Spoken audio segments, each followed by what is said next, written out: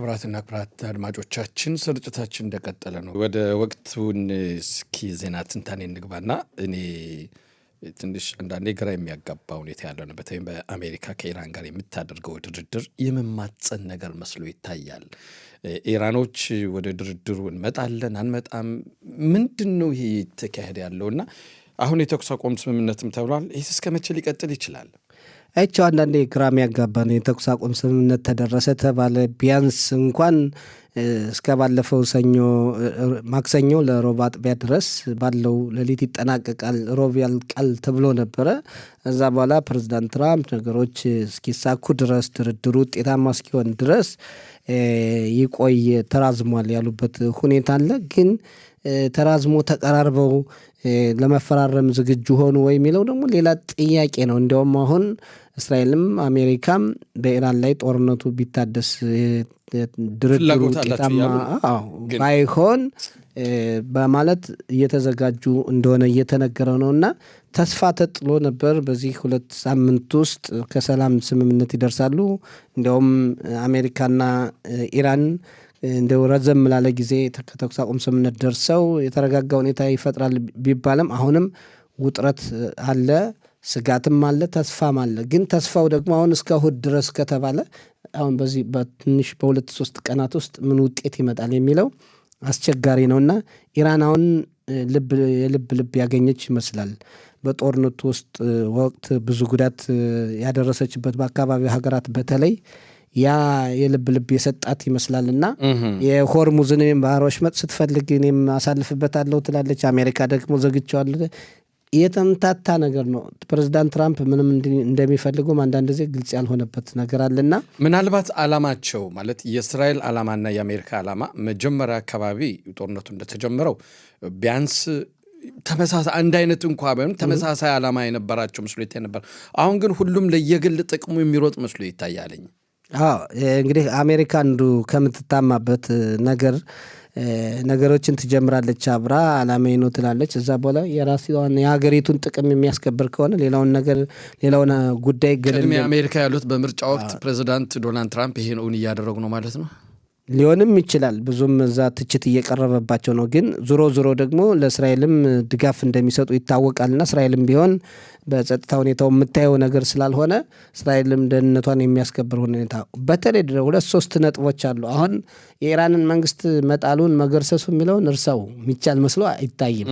ግን የኒውክለር እቅዱ ይቆማል ወይ፣ የባሊስቲክ ሚሳኤል ግንባታው ይቆማል ወይ የሚለውና እንደው ኢራን በአካባቢ ያሉ ሽብርተኞችን እንደ ሐማስ እና ሂዝቦላ የመሳሰሉትን ታግዛለች የሚባለውም የሚቆም መስሎ አይታይም። ምናልባት አሜሪካና ኢራን ጥሩ ግንኙነት ከፈጸሙ ወዳጅነታቸው ከሰመረ ብቻ ሊሆን ይችላል የምታቆመውና ብዙ ጥያቄ የሚያስነሳ ነው። ለምን ወደ ጦርነት ገባን? ውጤት እናመጣለን። አንዳንዴ እኮ በጦርነት ውስጥ ውጤት አመጣለሁ ብለህ ብዙ ትታገላለህ። ብዙም እኮ ጉዳት ደርሶባቸዋል። አምባገነን መንግስት ስለሆነ ነው እንጂ ኢራን አስተዳደር እያንዳንዱን ቢናገር ኑሮ በዲሞክራሲ ሀገር ቢሆን ኑሮ የደረሰው ጉዳት በእውነት ኢራንን 20 በላይ ዓመታት ወደኋላ የሚያስጉዝ ነው። ብዙ መሰረተ ልማቶች፣ ብዙ የኒውክሌር ማብለያዎች፣ ብዙ ነገሮች ጉዳት ደርሶባቸዋል። ግን እነሱ የአምባገነን መንግስታት እንደምታውቀው የህዝቡን የሀገሪቱን ጉዳት ሳይሆን የራሳቸውን ወንበር መጠበቅ ነው ጥረት የሚያደርጉና እንግዲህ የሚሆነው እናያለን። ወደ ሁለተኛው ጉዳይ እንለፍ ወይስ እዚህ ላይ የምትጨምረዋል? እንደው እዚህ ጋር መጨመር የምፈልገው እንኳን ብዙም ባይሆንም የካታር ሁኔታ ነው እጅግ በጣም የሚያሳዝነው። ድምጿ የጠፋ መስሎ ነበር። በአሁኑ ሰዓት በጣም ድምጿ ወጥታለች። እንዲያውም ከፋርስ ባለሰራጭ ሀገራት በብዛት ኢራን የመታቻት እንደኛ እንደምትደበድባት ካታርን ነው። ካታር ግን ጸጥ ብላን ያሳለፈችው ለምን? ያው የአረብ ሀገራቱ እኔም ጥያቄ ሳነሳባቸው የነበረው ነው ብዙ። ምክንያቱም ብዙ መሳሪያ ይዘዋል። ሳውዲ አረቢያን ብትወስድ ከአሜሪካ ስንት የጦር መሳሪያ ነው ተገዝታ የነበረ፣ ግን ስትመጣ በጸጥታ ነው። አሁን ያልካት ካታርም ብዙ የጦር መሳሪያ አላት። እንዲያውም እኮ እነ ካታርና አሜሪካ እኮ ቃል ኪዳን እኮ ፈጽመው አንዱን ሀገር የነካ ሌላውን ነካ ነው እና የወደፊቱን እያሰቡ ይመስለኛል። ተንሸራተተች፣ ሸርተታለች። የአረብ ሀገራት ኢራንን መድፈር አልፈለጉም። እንዳየ ነው። እስካሁን ድረስ ሀያልነቷን እየጠበቁ ያለ መስሎ ይታያል። ወይም ደግሞ ይህ አሁን ያለው የአያቶላው መንግስት ይገረሰሳል የሚል ሀሳብ የላቸውም። ብዙ መሳሪያ ነበራቸው፣ መተኮስ ይችሉ ነበር። ከመከላከል ውጭ ማጥቃት እንኳን አልፈለጉም። ፍርሃታቸውን የሚያሳይ ነው። አሁን ለእነዚህ አረብ ሀገራት ሁሉ እኮ የተዋጉ አሜሪካና እስራኤል ናቸው። እንዲያውም ከ400 በላይ የአሜሪካ ወታደሮች ሁሉ መቁሰላቸው ነው የሚነገር በዚህ ጦርነት ውስጥ እና እስራኤል ደግሞ ይህን ያክል ጦርነት አድርጋ እንደ ሞሳድ ድርጅት ስሙ ያልተገለጸ ህይወቱ እንዳለፈ ነው የተነገረው። ከዛ ውጭ እስራኤል ደግሞ ብታየው ደግሞ ውጤቱ ከዛ ያን ያክል ታግላ ብዙ ጉዳት አልደረሰባትም ኢራን ምድር ላይ በእስራኤል እና ለማንኛውም ወደፊት ምናየው ይሆናል። ሌላው አይቸው እንግዲህ ጥቅምት 7 ቀን 2023 የነበረውን የደህንነት ክፍተት ያው አጣሪ ኮሚቴ ቋቋም መንግስታዊ አጣሪ ኮሚቴ የሚለው ብዙ ክርክር ያለው ጉዳይ ነው። እስካሁን አላለቀም። መንግስት በራሱ መልክ ለማቋቋም ሂደቶችን መጀመሩ ይታወቃል። በሌላ በኩል ደግሞ የመንግስቱ ትክክል አይደለም የሚሉ አካላት አሉ። ፍርድ ቤትም ደርሷል። ሁኔታውም ትናንት የታየበትን ነገር ተመልክተናልና እንዴት አየኸው? ትናንት የተነበረው ክስተት እጅግ በጣም የሚያሳዝን ክስተት ነው። እስራኤላውያን አገር ሳይኖረን ምን ያህል በደል እንደነበር ሁላችንም የምናውቀው ነው። ሁላችን በየነበርንበት ይደርስ የነበረውን በተለይ እስራኤላዊ የይሁዳውያን ሃይማኖት ተከታይ የሆነው በሙሉ ተቀባይነት እንደሌለው ይሄን ያየነውም ሁኔታ ነው። ቀድም አንችልም የነበረ ሁኔታ ነው። ዛሬ ግን ሀገር እያለን ሀገር ኖሮን አገራችን ተባብረን ማስተዳደር ስንችል በውስጥ ሽኩቻ ልናፈርሳት እየሆነ ነው። ያ ነው እኔ በቀጥታ የሚታየኛ ጉዳይ ነው። ምክንያቱም ትናንት ለምሳሌ በፍርድ ቤት የነበረው ሁኔታ የጥቅምት 7 2023ን ክስተት ለመመርመር የአጣሪ ኮሚቴ ይምጣ በሚል ኦኬ መንግስት የራሴን ነው ማደርግ ይላል። የመንግስት እንደ ፍርድ ቤቱ ደግሞ በህጉ መሰረት የከፍተኛው ፍርድ ቤት ዳኛ ማን መርማሪ ኮሚቴ ሊሆን እንደሚችል ማስቀመጥ አለባቸው የሚል ሁኔታም አለ። ያን ተመልክተው ሁሉም አለመግባባት ደረጃ ላይ የደረሱበትኝ ሁኔታ አለ። ስለዚህ ማን ነው የሚያምነው? እኛ ራስ በራሳችን መተማመን ካልቻልን መተማመን ባንችልም እንኳ ምንድን ነው ሂሳብ እንኮት ምንድን ትላለህ? ለምሳሌ ሂሳብ አንዳንዴ በትምህርት ቤት ትዝም ነው ተምረሃል እንዴ? ለመሆኑ እና በትምህርት ቤት ሂሳብ እንኳ ተሰጥቶ የቤት ስራ ስትቀበል መሐኔ ምሽታፍና አይደል ለሁለቱም ጥያቄዎች ማዕከላዊ የሆነ የሚያገናኝ ነገር ትፈልጋለህ። እና እዚህ ጋር ደግሞ መደራደሪያ የሚሆን ዞሮ አንዲት ሀገር ነው ያለችን። መደራደሪያ የሚሆን ሊያስማማን የሚችል ነገር ማግኘት ሲቻል እኔም የራሴን ጎሳ ይዤ ዘራፍ ላለሁ፣ እሱም የራሱን ጎሳ ይዞ ዘራፍ ይላል። ትናንትና እንዴ ዳኞቹን እኮ በቃ በኋላ በር እኮ አስነስተው ያወጧቸው። እንዴት ነው እዚህ ደረጃ ላይ የምንደርሰው? እንዴት ነው ስሜታችን መቆጣጠር ማንችለው? ለምን መግባባት አንችልም? እሺ እኔ የምፈልገዋለሁ፣ አንተ የምትፈልገዋል። ጥያቄው ይቅረብ ነው ያንተ አካሄድ። አሁን ጥያቄው ይቅረብ የፈለገው አካል ፍርድ ቤትም የማየት መብት ስልጣንም ኖረው ተቃዋሚዎችም ሆነ ደጋፊዎች ያቅርብ ነው። ነገር ግን በፍርድ ቤት አካባቢ የሚታየው ስራ በኃይል የምታገኘው ነገር አለ ወይ? በኃይል እኮ የምታገኘው ነገር የለም። እዚህ ጋር መሆን ያለበት ፍርድ ቤቱ አለ አይደለም። በፍርድ ቤትም እስካሁን ደስ ዋናው ምንድን እንደዚህ ነገር የአጣሪ ኮሚቴ በሚዋቀርበት ሰዓት ከፍተኛው ፍርድ ቤት ፕሬዚዳንት ናቸው የሚያዋቅሩት። ይሄ በህግ የተደነገ ነገር ግን ከመንግስት ጋር ቅሬታ ስላለ ቅራኔ ስላለ መቀያየም ስላለ አንዱ አንዱን የሚቀበለው ስላልሆነ ታዲያ እርስ በርስ መጋደል አልነብን? እርስ በርስ እንትን እያለን እንደዛ አይነት ክስተት መደረጋል። ዳኞች በኋላ በር ድረስ ከሚወጡ ድረስ አምባጓሮ ይነሳም። እንደዛ መሆን አለበት። ለምን አስማሚ ነገር ማግኘት አይቻልም?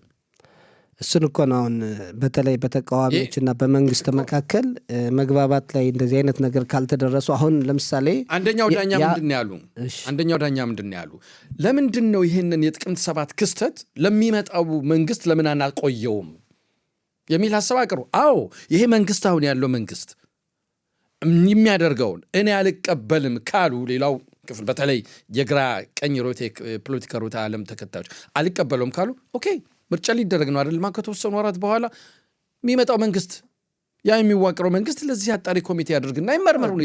ክስተቱ መመርመር አለበት። ቢቋቋምም እኮ ቢቋቋምም በአንድ ጊዜ በአንድ ወር ውስጥ የሚሆን አይደለም። ጊዜ የሚወስድ ነው። ብዙ ነገሮችን መፈተሽ የሚያስፈልገው ነው። አሁን እንግዲህ በተለያዩ አካላት ውስጥ በመንግስት አስተዳደርም በፍርድ ቤት ዙሪያም በተቃዋሚዎች በኩል አንዳንድ ጊዜ ተቋማትን የማመን ሁኔታ የለም። መተማመን ተቋማት ፍርድ ቤት ካልክ ፍርድ ቤት ለሁሉ እኩል መሆን አለበት፣ በፍርድ ቤት ውስጥ ለውጥ መምጣት አለበት የሚሉ የመንግስት አካላት አሉ። እውነታቸውን ሊሆን ይችላል፣ እውነት ነው በእነሱ እምነት። መንግስት ደግሞ አንዳንድ ጊዜ ሲሾም ደግሞ የራሱን ፖሊሲ ለማካሄድ ስለሚፈልግ አይ በነበረው ሂድ አትለውም። መንግስቱ ነው የሚመጣው አካል የራሱን ፖሊሲ ማካሄድ ይፈልጋል። ስለዚህ በአካሄድ ዙሪያ ያሉ ችግሮች ካልተፈቱ ለወደፊት በአካሄድ እንደዚህ እርስ በርስ የመጋጨት ሁኔታ ትልቅ ተቋማትን የእስራኤልን የዲሞክራሲ ተቋማት የሚያፈራርስ መስሎ የሚታየው እንዲያውም ፕሬዝዳንቱም ሌሎች አካላትም እንዲህ አይነት ነገሮች ይቁሙ እያሉ በየጊዜው ይናገራሉና በምን መልኩ ይስተካከላል የሚለው እንግዲህ ፖለቲከኞች ሊያስቡበት የሚገባ ነው። ዋናው ከፖለቲከኞች ነው ችግሩ ያለ ብዬ ማሰብ። የቴዲ አፍሮን አዲሱን ሙዚቃ አዳምጠዋል? በደንብ ያስጣል የሚለውን በደንብ ወይም ደግሞ ከሱ በፊትም እናት አባት ቢሞት በአገር ይለቀሳል፣ እህት ወንድም ቢሞት በአገር ይለቀሳል፣ አገር የሞተች ለት ወዴት ይደረሳል። ስለዚህ እኛ ሀገራችን በዚህ ባለመግባባት ሀገራችን አፍርሰን የት ልንሄድ ነው? እኔ እንኳን እስከዚያ ድረስ እስራኤል ትደርሳለች የሚል እምነት የለኝም። እናቴ በእንቁላሌ በቀጣችኝ የሚባልም አለ። ተረት ነው እንዳትለኝ። አንተስ ግን ተቀጥተሃል እና ቅድም እናቴን ጠይቃት ብያለሁ። ይህ የሚያሳየው ነገር ምንድን ነው? ትንሿ ነገር ኮነች አድጋ ትልቅ ሁና ካልተጠበቀው ካልታሰበው ነገር ማን ነው ጥቅምት 7 2023 ዓ.ም ሐማስ በነጠላ ጫማ መጥቶ እንደዛ አድርጎ ያን ያህል እስራኤላውያን ይጨፈጭ እርስ በርስ ችግር ነው። ማን አስቦት ነበር? ይሄ በእኔና አንተ አቅም እንኳ 2 ቀን 3 ቀን ከመከሰቱ በፊት እኮ የተነጋገርንበት ጉዳይ ነው። ይሄ በፍጹም ሊሆን አይችልም እያልን መከላከያ እንዲህ ነው እያልን ያወራን ስናወራ የነበር ሰዎች ከሆነ ስለዚህ አይሆንም ሳይሆን ይሆናል የሚለውን ነው መውሰድ ያለብን። እንግዲህ ትምህርት የወሰድን ይመስለኛል። ግን አሁን ባልከው በዚህ ጉዳይ ነፃነቱን ጉዳይ አስካሁን በተለይ ክስተቱ እንሂደው ወደሚቀጥለው ደስ እንዴት ተው ግድ የለም በዚህ ብዙ ብናወራበት በዚህ ጉዳይ ማለት እስራኤል 78ኛውን ነፃነት በዓል አክብራለች። ያከባበሩ ሁኔታ አንተ እንዴት አየው? በአንድ በኩል ውጥረት ስለነበረ ጦርነቱ ይጀመራል የሚልም ፍርሃት ስለነበረ ብዙ እንዲያውም የከተማ መስተዳድሮች ሁሉ ፕሮግራሞችን የሰረዙበት ዘፋኞች ሁልጊዜ የሚሆነውን ያስቆሙበት ሁኔታ ነበረ። ይሄ ደግሞ በነዋሪዎች ቅሬታም አሳድሯል። ምክንያቱም ከኛ ላይ ገንዘብ ለማትረፍ ነው የሚል ሰላም ከወረደ ለምንድን ነው እንደ በፊቱ የማናከብርበት ሁኔታ የሚል ቅሬታ አድሯል። እንደገና ዝግጅቶቹ ላይ ደግሞ ፖለቲካዊ ሁኔታዎች ተንጸባርቀዋል የሚሉ ብዙ አካላት አሉና ብዙ ትችትም የነበረበት ነው። ግን በሰላም ያለፈበትን ሁኔታ ተመልክተናል። አንተ እንዴት ታየዋለህ? እንግዲህ በተለይ ነፃነቱን ቀን ከሁለት ቦታ ነው የተከበረው። በተለይ በአንድ ሁሌም በየዓመቱ የሚደረገው ብሔራዊ ስነ ስርዓት መታሰቢያው ቀን የሚፈጸምበት ሃር ሄርጽል እያልን የምንጠራው ሄርጽል ተራራ ውስጥ እዛ ነበር የነበረው። አዎ ፖለቲካዊ እንቅስቃሴዎች ነበሩት በዛን ሰዓት በመጠኑ ያስመስላለሁ እንደዛ ነገር አለ። ግን አንድ በጣም እኔም ያልወደድኩት እንደ እኔ ራሴ አመለካከት ያልተመለከትኩ ሁኔታም አለ። ያ ምንድን ነው? ምንም የፈለገ ቢሆን ቅድም የተናገርነው ሁኔታ ነው። የፖለቲካ ሽኩቻ ያለው ሁኔታ እየድረስ እየወሰደን ነው። በህዝቡ እንዴት ተቀምጠው የነበሩትን በመጀመሪያ እንዴት ነው ምንድን በመጀመሪያው መስመር፣ ሁለተኛው መስመር፣ ሶስተኛ መስመር የሚባል አለ። ኢታማጆር ሹም ሌፍተና ጀነራል እያል ዘሚርና ቀድሞውን በል አሁንም ናቸው ነገሩ የሞሳዱ አባል ዳቪድ ባርኒያ የተቀመጡበትን ቦታ አይተዋል። የት እንደነበሩ አይተዋል። ከህዝብ መሃል ለምን? ምናልባት ከደህንነት ጥበቃ አንጻር ወስዶ ከህዝብ መሃል አይደለም። ይሄ ምን ያህል ዝቅተኝነትን የሚያሳይና በፍጹም ተገቢ ያልሆነው። በእርግጥ ያን ነገር የሚያዘጋጁ ይህንን ስነ ስርዓት የሚያዘጋጁ ኃላፊነት የተሰጠው የክነሴቱ ነው። የእስራኤል ፓርላማ ይህን ነገር ፕሮግራም የሚያዘጋጀው እሱ ነው። ነገር ግን እንደዚህ አይነት ነገሮችን ደግሞ እንዴት ነው ይሄ ከግል ሽኩቻ ካሁን በፊትም በክነሴቱ ሲደረጉ የነበሩ ኖሮችን አንዳንድ ፕሮግራሞች ሲደረጉ ከፍተኛው ፍርድ ቤት ፕሬዚዳንት አለመጥራት አለመጋበዝ ምናምን ነገር የታዩበት ሁኔታ አለ። ይሄም እዚህ ጋር ያየንበት ሁኔታ ነው። በጣም የደነቀኝና ያስደስ ያለኝ ነገር ደግሞ የአርጀንቲናው ፕሬዚዳንት አንተ እንዴት አየሁ? አንተ የሳቸውን አቀባበል በጣም ወዳጅ ናቸው። በጣም ከወዳጅም በላይ ማለት ይቻላል። ያሳዩት ደስታ ያሳዩት ነገር በእውነት አንዳንዴ ከፕሬዝዳንት ከተባሉ ሰዎች ጠቅላይ ሚኒስትር ከተባሉ ሰዎች እንደዚህ አይነት ነገር ይጠበቃል ወይ ማትለውን ነገር ይሄ በፍቅር ነው ደግሞ የሆነ በጣም በፍቅር የሆነ በጣም ደስ የሚል ነው። አርጀንቲናና እስራኤልም ያው ባለፈው ሳምንት ተመልክተነዋል። የይስሐቅ ስምምነት ተፈራርመዋል። ምናልባት እንግዲህ ያዕቆብን ወደ አፍሪካም ወደ ሌላው ሀገርም እንወስደው ይሆናል። እኔ በሳቸው ላይ አንድ ያየሁት ነገር ምን አለ መሰለ፣ በቀላሉ ትበሳጫለህ እንደ አንተ ያበሳጨኝ ካለ እንዳንተ አይነት ቶሎ ነው በሳጭ። አንድ የሆነ ጥያቄ ላይ ይመስላል። በቀላሉ የምትበሳጩ ሰዎች እስኪ እጃችሁን አንሱ አለ። እጃችሁን ያነሳ ነው ከነሱም አንዱ እኔ ነኝ። ከዛ ምንድነው? አዎ በቀላሉ የሚበሳጭ ሰው ውስጡ ባዶ ነው ማለት ነው። ምክንያቱም ቂም አይዝም የሚል አመለካከት አለ እና የፕሬዚዳንቱን ደስታ ስመለከተው በጣም የእውነተኛና ግልጽ የሆነ የምታነበው ነገር አለ ከፊታቸው ከገጻቸው። እንደዛ የዘለሉ አብረው እንደ አንድ ፕሬዚዳንት በሌላ ሀገር መጥተው እንደዚህ ቆሞ ሙዚቃ ድምፅ ምናምን በጣም በእውነት ይሄ ያላቸውን ፍቅርና እንትን የሚገልጽ መስሎ የሚታየው በጣም አሪፍ ነው። ሁለተኛው በቴልአቪቭ የነበረውንም አይቼዋለሁኝ። ጸረ መንግስት እዚህ ላይ ነው አንዱ ትልቁ ጥያቄ። አሁን ለምን በዚህ ቀን ያስፈልጋል ወይ? የሀገሪቱ ነጻነት ቀን አከባበር ሀገሪቱ ናት። ሀገሪቱ የሁላችን ነው። የሁላችን እስከሆነች ድረስ ድጋፍም ተቃውሞም ካለ አንድ ቦታ አንድ መድረክ ነው መሆን ያለበት። እንደዚህ አይነት ነገር ቅድም ካልከው የሚዛምር ነው፣ ችግር ለወደፊት የሚፈጥር ስለሆነ ይህንን ልናስብበት የሚገባው ነው እና በሀገሪቱ ነጻነት ቀን ጎራ መክፈል የለብንም። ጎራ መክፈሉ ዞሮ ዞሮ ለህዝቡ ለሀገሪቱ ጉዳት የሚያደርሰውና ትልቅ ጥሩ ነገር ነው የተመለከትከው። ይሄ ለወደፊት እንደው ቢስተካከል ነው የምንል። በፖለቲካ አመለካከት የሀገርን ጉዳይ ደግሞ መከፋፈል የለብንም እና ግን በ78 ዓመታት ውስጥ እስራኤል ያሳየችው እድገት በየመንገዱ እኔ አሁን በጣም የሚገርም እያንዳንዱን ነገር ማየት ደስ ይለኛል እና እዚህ እንኳን አሁን ነገረኛ ነህ ማለት ነው ከምናስተላልፍበት ስቱዲዮ አካባቢ ያለውን የራኬቤት ካላይ ቀላል ባቡር መሰረተ ልማት እያየኸው ነው አይደለም? ወደ ጊቫሻውን ለማስገባት በአንድ ጊዜ በተወሰኑ ሳምንታት ውስጥ ሀዲዱ ተሰርቶ ግማሹ ስታየው ለእስራኤል ሀገር የሚሰሩ ያ ሁሉ ችግር እያለ ጦርነቱ ሁሉ እያለ አሁን ኢየሩሳሌምን አንተም በደንብ ስለምታውቃት በየአካባቢው ሂድ እስኪ ማይሰራ ነገር አለ ወይ? ማይቆፈር ነገር አለ ወይ? እድገት እንደዚህ ለማምጣት ለህብረተሰቡ ለሀገሪቱ የሚሰራው ስራ በጣም ያስገርመኛል፣ ያስደንቀኛል። ይሄ ጥሩ ነው። ሌላው በአፍሪካ በኢትዮጵያ የለመድነው መንግስት ሲለወጥ ሁሉ ነገር ይለወጣል፣ ባንዲራ እንኳን የሚለወጥበት። ግን እዚህ ፖለቲካው ችግር እያለው ብዙ ውጥረት እያለ ጦርነቱ እያለ የሚሰሩ መሰረተ ልማቶች የሚሰሩ ልማቶች ሁሉ ይቀጥላሉና ይሄ በጣም ደስ ይለኛል። እውነት ነው።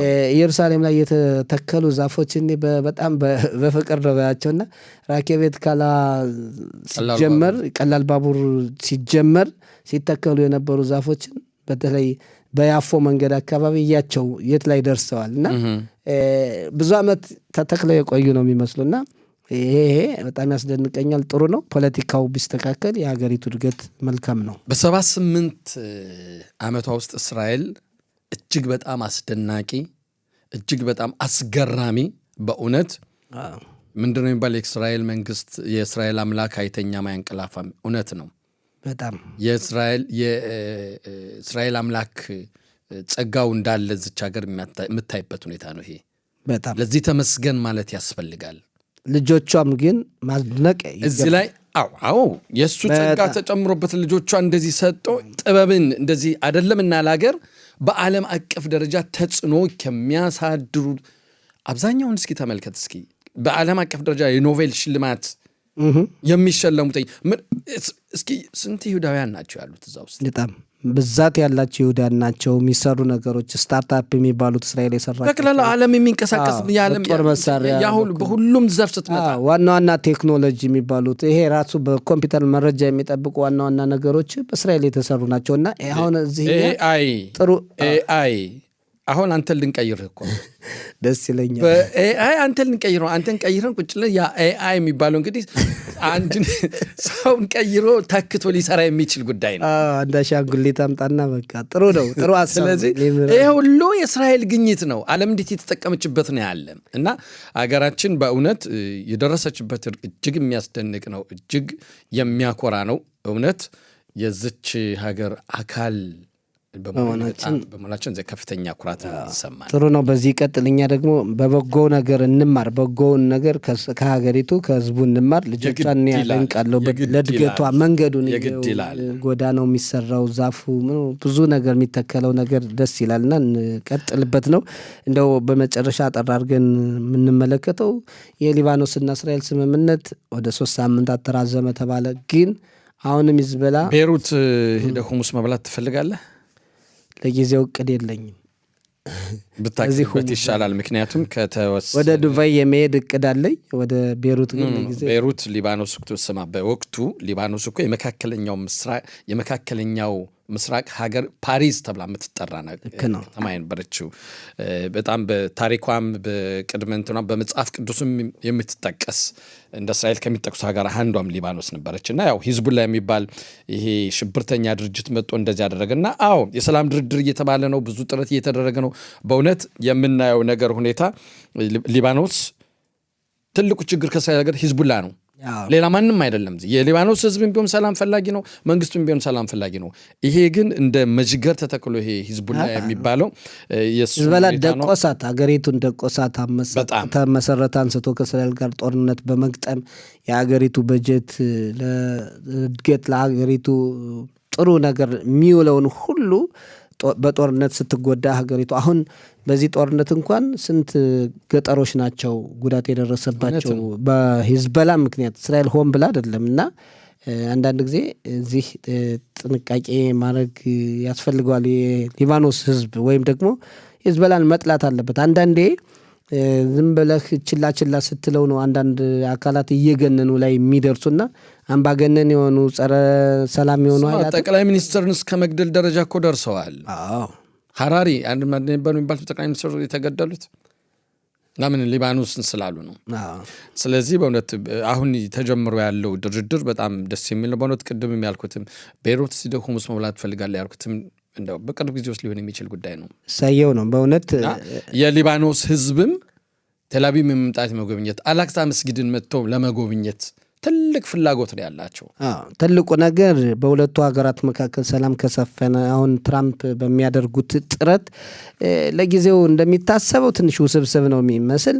ሂዝቦላ ከሊታኒ ወንዝ ማዶ እንዲቀመጥ፣ ሂዝቦላ የጦር መሳሪያ ትጥቁን በተለይ ትንሽ እንዲይዝ ነፍስ ወከፍ መሳሪያ የሚባሉት እንዲይዝ፣ ሌሎች ግን በሚሳኤል በሮኬት በድሮኑ ዙሪያ ቁጥጥር እንዲሆን የተባለበት ሁኔታ አለ። ትልቁ ነገር ግን በኢራንና አሜሪካ መካከል ሰላም ከሰፈነ ጥሩ ነገር ከመጣ የሂዝቦላ ነገርም ቀስ በቀስ ቃይዳና እንደ ዳሻ እልቅለታል። ለጊዜው ግን ሂዝቦላ ለራሱም አልሆነ ለሀገሪቱም አልጠቀመ፣ አካባቢውን በማመስ ብቻ ነው ተጠምዶ ያለውና የኢራንን ተልእኮ የሚያስፈጽም ነው። ፈጣሪ ብሎ እንግዲህ ሰላም ያምጣልን። እና ብዙ አላወራህም እንዴ? ታመመ የተባለ ጥሩ እንግዲህ አይቻውን ቻሊያት ማፈተባለ ሙዚቃ እንጋብዝ።